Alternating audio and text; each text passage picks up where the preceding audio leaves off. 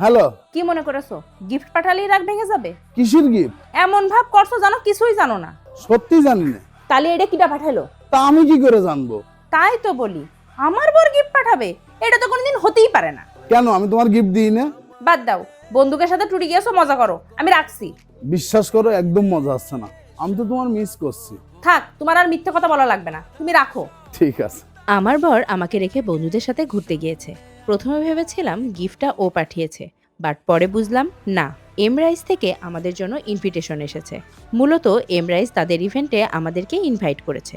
Unboxing করতে গিয়ে দেখি এর মধ্যে দেয়া আছে একটি খাম, যেটা আগেকার যুগের মতো মোম দিয়ে সিলগালা করা, একটি ইনভিটেশন কার্ড, তাছাড়া আরও যা যা ছিল আপনাদেরকে একটি করে দেখিয়ে দেই। একটি সিপার, নোটবুক, পেন, মেটাল ব্রোজ, সানগ্লাস ও একটি টি শার্টও আছে। থ্যাংক ইউ সো মাচ এমরাইজ, এত সুন্দর একটা গিফট বক্স দেওয়ার জন্য।